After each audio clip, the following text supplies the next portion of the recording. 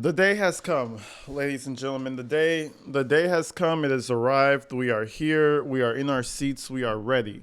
Sarah Boone and Jorge Torres. The whole Sarah suitcase Sarah, however you want to call it. It is time. And the defense starts their thing smashing with a very heavy witness, Mr. Juan Torres. Now, that's the brother of Jorge Torres, obviously. And the second I saw him, you could automatically know that that's his brother. So we're going to get things started here, man. There's a few witnesses I want to get through.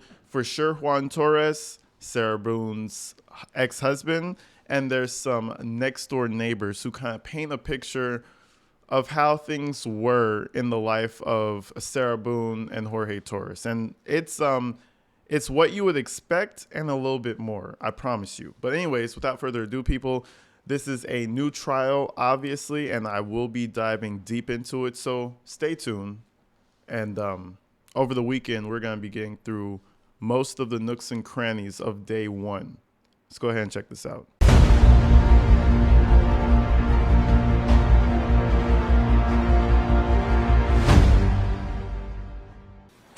Sir, good morning. You could be seated. And once seated, if you would state and spell your name for the record for us, please. Juan Torres, Juantorres. Thank you, sir. You may inquire, Mr. Cacciatore. Good morning, sir. Good morning. Can you tell us how it is that you know George Torres? He's my older brother. How often, your brother George, that is, how often would you Jorge. talk with him? Often we talk, I'd say, on a weekly basis. And how far away did you live from George? About 5-10 minutes, pretty close. Would you see him pretty often? I would try not to go there too much. Who was George living with at the time that he passed away? Sarah. And without getting into many details, what was your relationship like with Sarah? We didn't really have a relationship. Would it be fair to say you didn't get along with her? Yes. Nah, you could, man, shit, you on Stan. I wouldn't be so quiet. I'd be like, I hate that bitch. If that's how it really was, you gotta let that shit, well, you don't want to sound like you hate her to the point where you're just going to give answers to ensure she goes to prison, but you got to let them know, man, she's not a good person. I thought he was going to come with a lot more anger, a lot more, resentment, but I guess he's, it's been some years, and I guess he's just over it. But at the same time, bro, shit, man, in my opinion, you got to go in there almost prepared. Think about the things you're about to say. Really paint a picture for the jury. But, shout him out, though. Back on February 23rd, 2020, did you have an occasion to talk to your brother on that day? Yes, sir. And when you spoke with your brother on that day, did you FaceTime with him, or did you speak with him over the phone? We talked on the phone. Was that phone to your ear, or was that phone? It was on speaker. And who was present? My wife and my 2 kids. And without telling us anything that George may have said to you, can you tell us what the topic of that conversation was? We were just talking like we normally did. He just calling me to check on me, basically. Now, in the background of that conversation on the evening of February 23rd, 2020, what did you hear? Sarah's in the background yelling. And you recognized her voice? Yes. What was she yelling about? something about choking or how he choked her. I really don't. That pretty much that was it. About how long was this conversation that you had? Maybe 10 minutes, I think it was. How did the conversation... He's also really nervous. There's like a bunch of I have to remember there's a bunch of people staring at this man in the corner, just staring him down. So I know if you're not really a public person, I know how this could be kind of nerve-wracking, but he's very quiet, man. I thought he was really going to be in here breaking it down. Like, yeah, I was on the phone. She was over there being a crazy bitch, screaming around, breaking shit.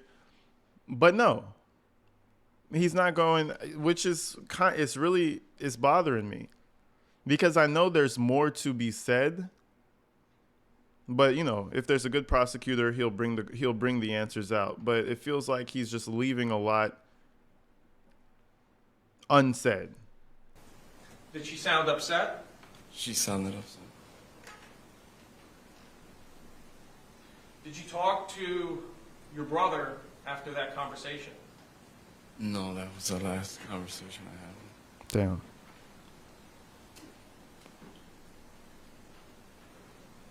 Have you ever spoken to Sarah since that conversation? No. I have no further questions. Any cross-examination? All right, sir. Let's go back to this phone call that you were talking about that was on February 23rd of 2020, and that phone call was approximately 7:30. Is that correct? Yes, sir. All right. And who called who? He called me. And then y'all were talking. Is that correct? Sir? All right. And when he called you, did you notice anything about his speech or his voice? No, he was fine. Sounded normal? Yes, sir. Okay. So he wasn't slurring his words or anything like that? No. By the way he talked or what he talked to you about, could you tell at that time if he had been consuming alcohol? See, and this is a good example of asking a question and not knowing what the answer is going to be. Because you know that defense attorney wanted the answer to be yes. You know what I'm saying? And he gave him a flat out no each time. So now we're fumbling. Now we're jiggling. See, if you're a good prosecutor, I feel like if you're a good attorney, all the questioning is going to go as planned. I feel like it's not going as planned right now. No, because I knew when he would drink. Okay. So in your opinion at that time, based on what you heard and what he was talking about, you do not believe he had been drinking alcohol? No.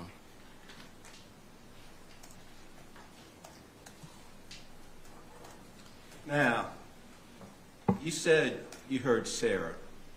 Yes, sir. Is that correct? How did you know it was Sarah? I could tell in her voice. You recognized her voice. So you could hear her. Is that correct? Yes. All right. And you've heard Sarah speak before that time. Is that correct? Yes. And you've heard her speak on the phone before that time. Is that correct? Yes. And you said that Sarah was yelling. Is that correct, sir? Yes, sir. And she was yelling about, he's choking me.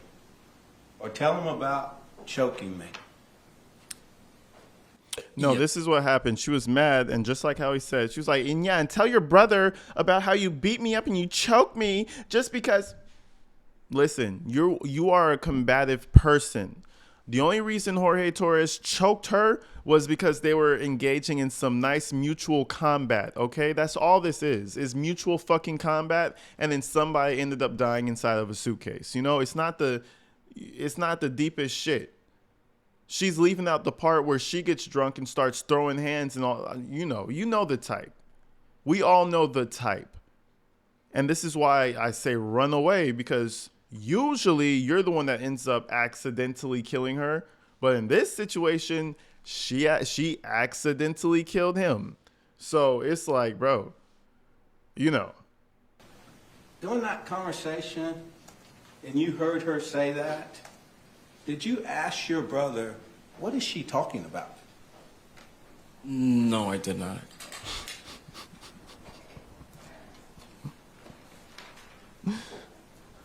They're expecting him to say, yes, he did. See, the questions aren't going as planned. They're not going as planned because they didn't know the answers to these questions, or they thought they did. That statement at that time, did that statement surprise you? No. No. Be real with him. No. Not really. Be real. Be real. This was a mutual combat zone. Of course, that statement did not surprise him. We're in the MMA. We're in the professional leagues, okay? Shit. Instead of UFC, it's DFC, Drunk Fighters Commission or Championship, whatever the C stands for. That's what that is. You've heard it before? No. Based on Sarah's voice that you've heard, was it any indication to you that she had been drinking? No. No? I thought he was going to say yes.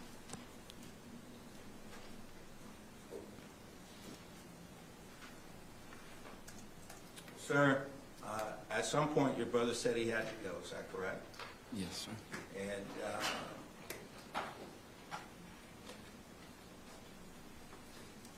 did he hang up on the conversation?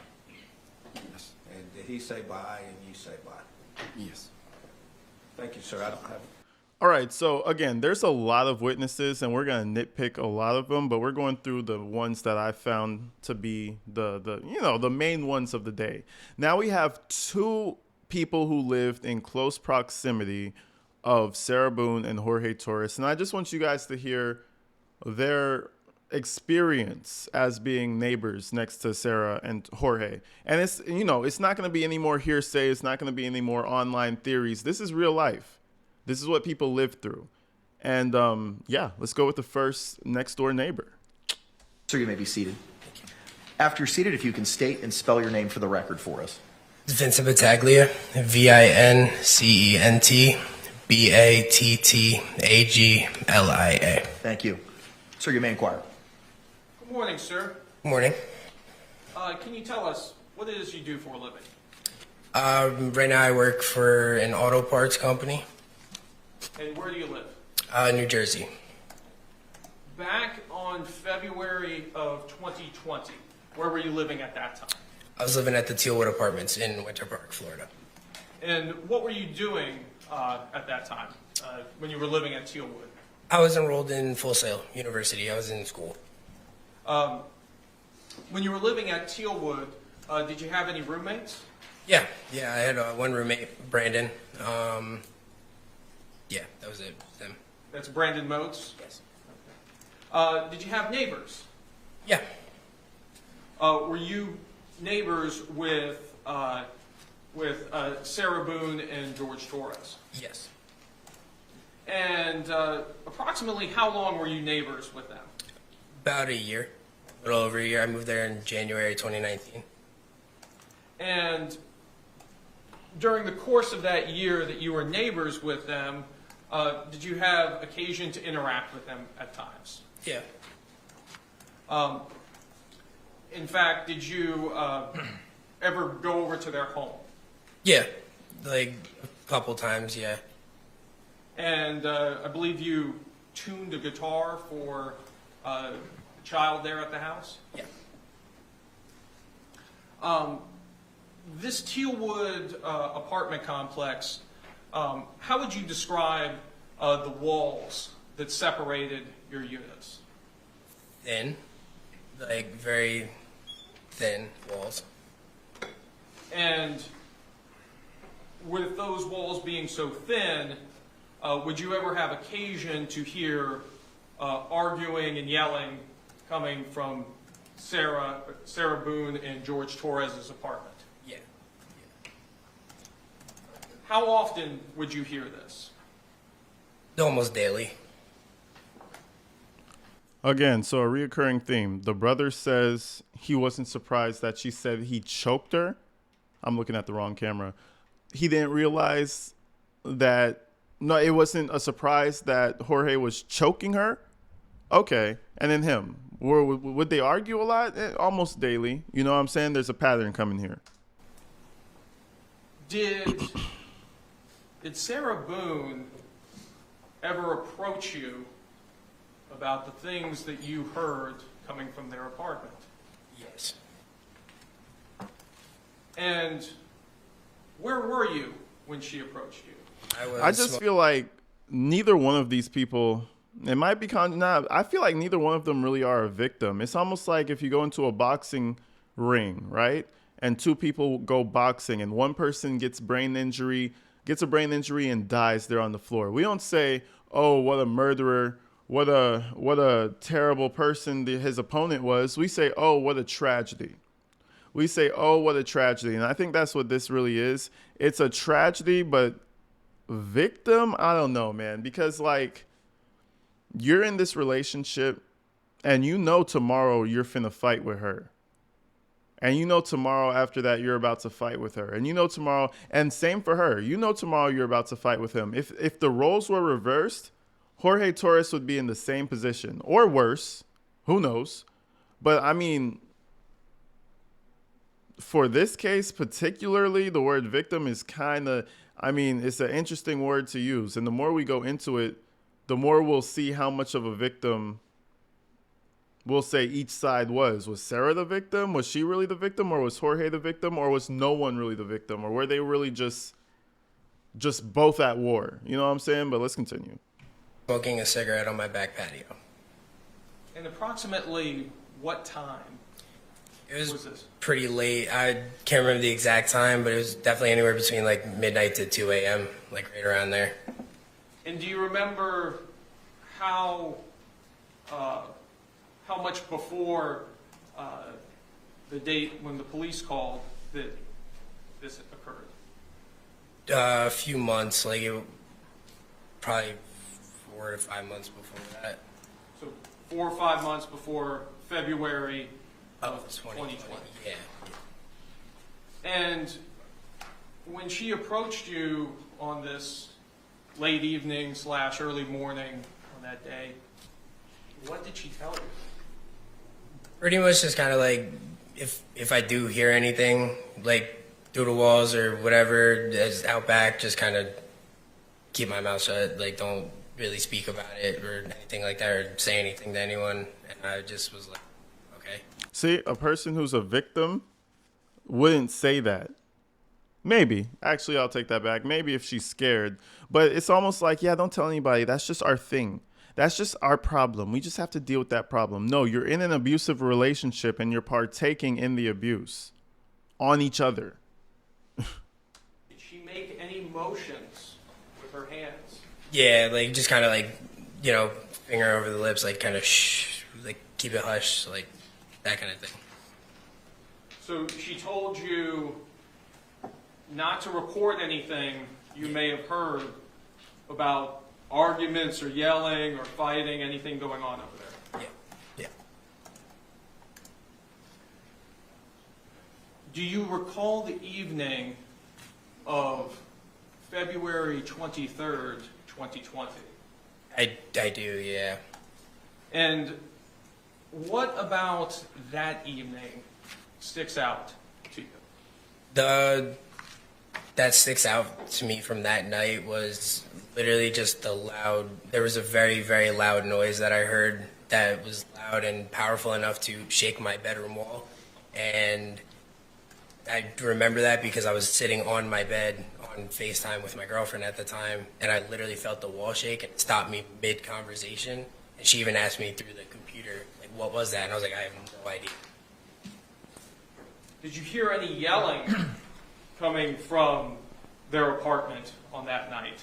Before that, yeah, like it was just arguing kind of stuff. What was the last thing you heard? The last thing I heard was like the loud noise and just a little bit of shuffling, and that was kind of it. I want to add that point, a little bit of shuffling, because remember the suitcase was in a different position, different times of the video recording that was seen. So again, it kind of supports the theory that little bit of shuffling was her trying to maybe move him. And she was like, oh shit, he's too heavy. I guess I'll just leave him there for now. You know, who knows what's going on in the brain of a drunk person? Better yet, in the brain of a drunk Sarah Boone. Who really knows what's going on in your head when you're that fucked up? But it's supporting that theory. Let's continue. It just kind of went silent after that. Could you hear anything that was being said? Not clearly, and it was never really anything clear. It was just like you could hear arguing back and forth, just kind of like and kind of like an I hate you, like it's whatever it is, whatever the argument was about kind of thing. At the time, that's really all it was, but it was never really clear enough to hear like the full argument. And honestly, I never really paid attention too much to it. If I heard it, I kind of stepped into my living room to be further away from it. Okay, so that was pretty much the first roommate. They just ask him the simple questions, but the main thing is he's in his room, bam! It stops his whole FaceTime call. What was that? That was a 150-pound man being slid down the fucking stairs. That's what that was. Now, to corroborate this, there's another roommate who says pretty much the same exact thing. So let's go ahead and check that out real quick. Do you recall the evening of February 23rd, 2020? Yes, sir. And on that evening, could you hear arguing going on in their unit? Not late into the evening, earlier into the evening, probably like 7, 8 o'clock. That evening, probably earlier on, I could hear arguing. And where were you inside of your apartment? I would have been in my bedroom pretty much all night. And your bedroom, just so that we can paint the picture, where would that would have been on the first floor or the second floor? We had a first floor apartment. Okay, so all the units were, or all the bedrooms were on the first floor. Yeah, like I was saying before, we had a 1-story apartment, and then they next door had like a 2-story townhouse, so we only had the 1 floor. Understood. And at a certain point in the evening, did you hear a loud crashing sound? Yeah, probably around 10:30, 11 o'clock that evening. And can you describe that sound for us in more detail? I mean, yeah, literally, like I said, at like 10:30, 11 o'clock, it's the way their staircase was set up. I could, my bedroom, the top of their staircase would have been like above my ceiling, and it ends next to where like my roommate's apartment was. So I could hear something start above me super loud and then fall away from me. Again, 150-pound human being sliding down the fucking stairs. Now, I don't know if he was already injured before or after. I don't know if she smacked him with the bat inside the suitcase. I don't know what happened. But all we know is the suitcase went crashing down. And I'm thinking, like, if he was conscious, this is just a theory, but if he was conscious in the suitcase still, he probably would have screamed out, or at least would have coughed, did something. He was probably already out when that suitcase slid down. She might have been even extra angry and kicked the suitcase. Who knows? But again, that's 2 people saying the exact same thing that lived right next door to her. Like it was falling down the stairs. Did this affect the walls that were between your 2 apartments? Oh yeah, me and my roommate. I remember me and my roommate talking the next day about like we could literally like it shook both of our rooms. Did you ever have occasion to talk with the defendant about what happened? I never saw her after that. She would have. Yeah, I never saw her after that happened. No further questions. Any cross-examination? Sir, you were asked by the state if you ever had any interactions with Sarah Boone or George Torres. Is that correct? Yes, sir. And I think you said you tried to avoid them. Yeah. I don't like drunk people, and they were drunk a lot, so I did not interact with them. Okay. Do you remember this interaction with Sarah Boone in 2009 when you woke up and witnessed Sarah I sleep? would have been 9 years old in 2009. I'm sorry, 2019. Bro is quick with it. That shit is funny. I would have been 9 years old, buddy. Sarah Boone would have still been on Nickelodeon saying she likes to go to the mall to look for boys and shop for things, you know? What a time that was, you know, back in the day before she became a killer. Wild shit. That really goes to show, you know, where your life can end up. Like, she came from a Nickelodeon show to being in jail. And don't get it mistaken, this lady, she's not getting out. That plea deal that they gave her, the final one, it seems like the third plea deal, that was it. That was them saying, good job, you worked for it, here you go. And she said, no. You worked for it, you can have it. And she said, no. So, whatever's coming to her, fuck it. Fuck her. She fucked up. Good catch. In 2019, when you woke up and witnessed Sarah sleeping on the concrete patio. Oh, this may have been a slight misconception in how I said this. I never woke up and saw her sitting on the patio myself. That I would have seen her on the patio eventually, but it's not like I woke up and went back and saw her on the patio. This was my roommate relaying the story that she had fallen asleep on the back patio, and then I saw her. Okay. So you did not witness that yourself, or did you see her? I saw her asleep on the back patio. I was just clearing up the sequence of events there. Okay, thank you. Another time, do you recall our interaction with Miss Boone when you were coming home from school and she was trying to talk to you and she seemed paranoid and rambling? Yeah, I had gotten locked out of my apartment, so I was waiting on the steps waiting on the steps outside of my apartment for my roommate to get home. So she came up and started talking to me. I don't really remember too many details of what she was saying because I didn't want to talk to her. But yeah. Okay. Do you remember saying that you believe Sarah was avoiding going into her apartment? That's definitely the vibe. I don't remember what she was saying, but the vibe she was giving off was that she didn't want to go home. Again, so that's all you really need to know. The defense is really going to ride this shit hard. You know, it's almost like Darryl Brooks with, the subject matter jurisdiction. They're going to ride this horse until it dies, until it fucking collapses while you're riding it. They're going to say that she was scared for her life, and the reason she zipped the man in a fucking suitcase and slid him down the stairs was because she was scared. And that was the only way that the battered wife syndrome in her mind felt like she could be safe, was putting him in a suitcase again and sliding him down the fucking stairs. Okay. But anyways, that's their evidence. She's sleeping outside. Not like that's not what drunk people do. You ever see the drunk dudes after work at midnight on Friday passed out on the sidewalk? They're not homeless. They have homes and a family. They just got too fucked up. You know what I'm saying?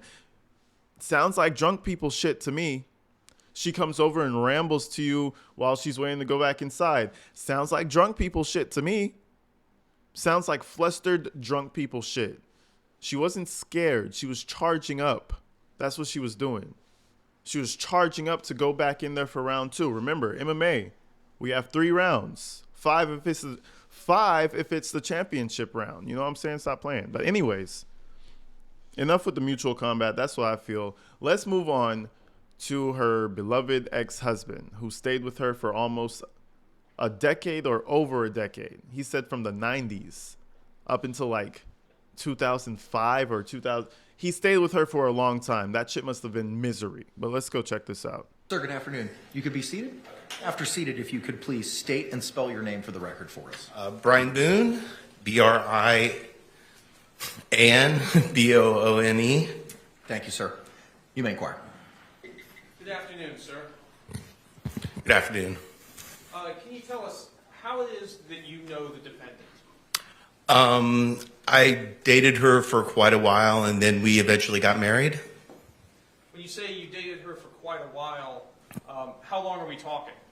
I met her in the late 90s, and I believe it was around 2005 when we got married.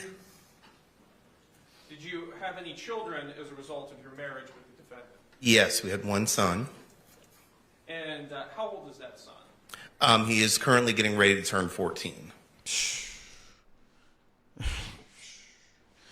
Keep little bro off of YouTube, which you can't. So he's gonna see his mother everywhere. Oh, he's seeing his mama all right, and it's in his algorithm because his dad just went to court. His accounts are linked up with his dad somehow. You know, this, that, and the other. His dad searched Sarah Boone something. He looked something up. It's in his algorithm. Imagine being the kid to your murderous mommy. It's a wild world we live in. Did your marriage with the defendant last? No, it did not. And approximately when was it that you separated and began proceedings for divorce? Probably 2017, I'm thinking maybe. And at that time, when was your divorce actually finalized? Maybe it was 2016. I think the divorce was 2017. I believe. And From the 90s until 2017.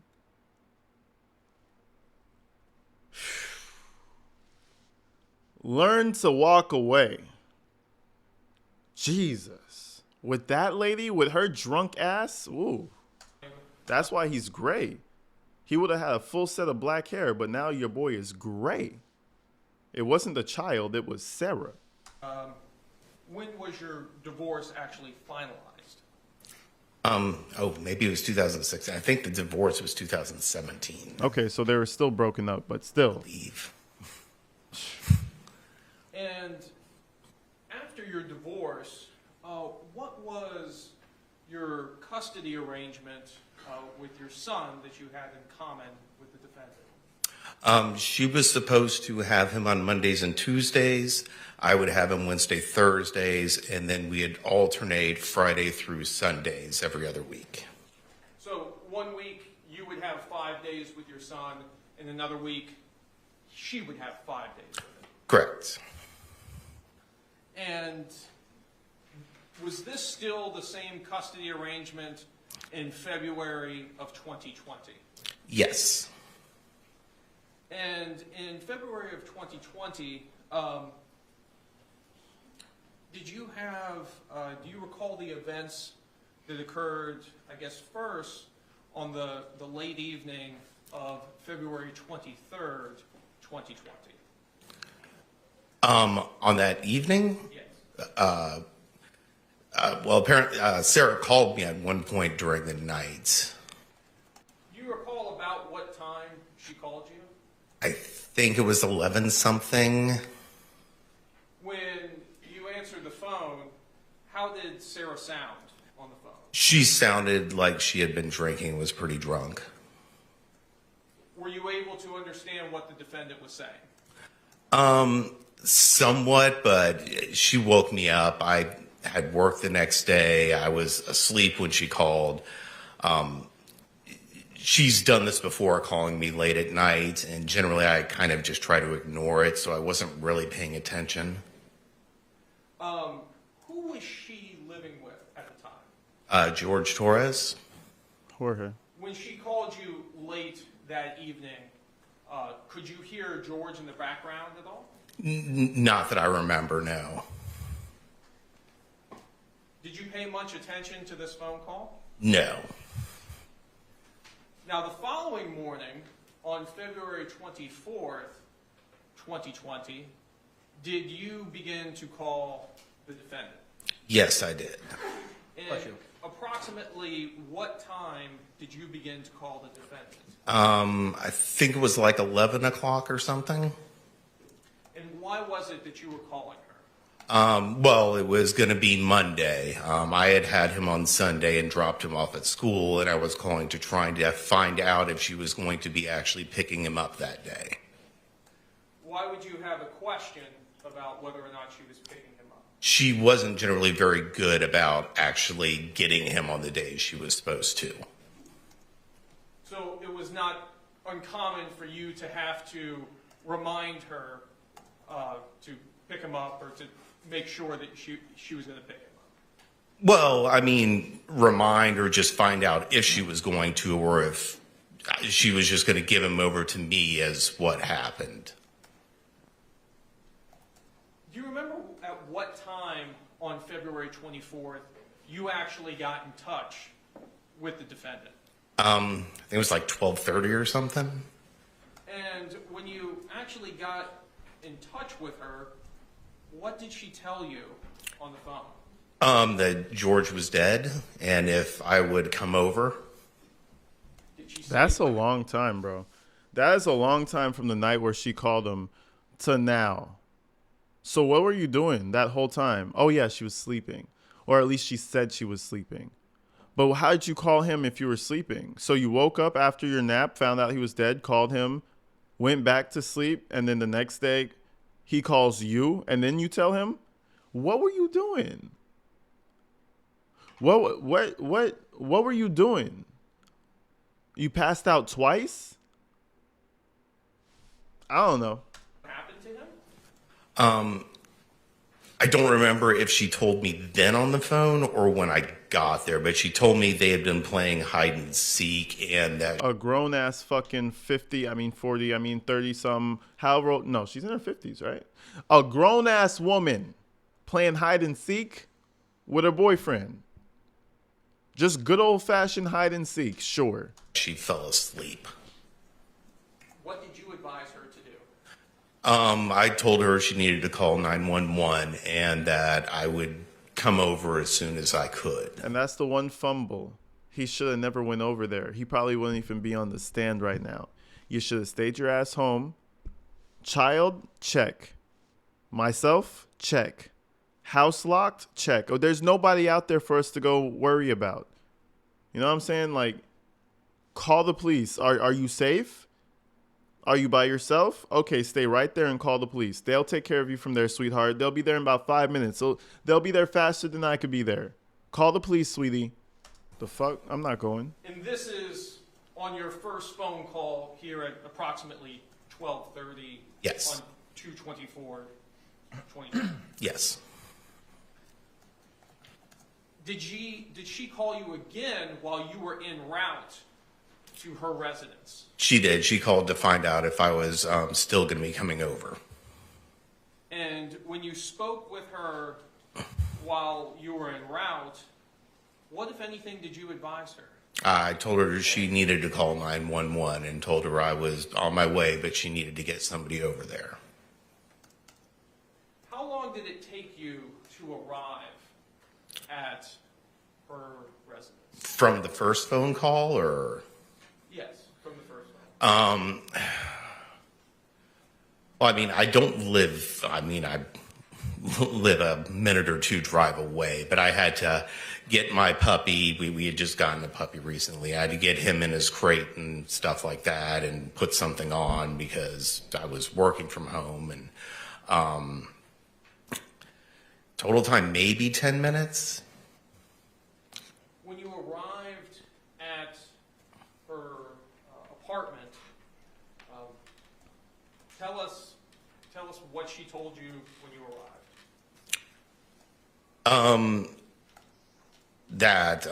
George was dead, and I don't remember if she told me now or before that they had been playing hide and seek and she fell asleep, but I at that time told her again she needed to get 911 called to get somebody over there. Had she called 911 at this point? No, she had not. So you've advised her now 3 times to call 911. Yes. Did you go inside of her apartment? I walked in the front door into the little tiled area, like entranceway thing. I would have never even went in there. This is why he's on some, I don't want to say he's on some simp timings, but he's on some bullshit. Like, brother, good sir, why the fuck are you going in there? Get the fuck. Why are you even there? You have work in the morning. You, sir, have a life to not throw away. You have, you know, but some people just can't let go of their, you know, maybe that was his dream girl, you know? But fuck that. Me going inside, sweetheart, call the police. Goodbye. What, if anything, did you observe when you made it to that point? Looking into the living room, I could see like the end of his feet and maybe a little bit of some legs that were kind of coming out around the backside of the kitchen area. You got me fucked up. Did you continue to go into the apartment? No. Where did you go?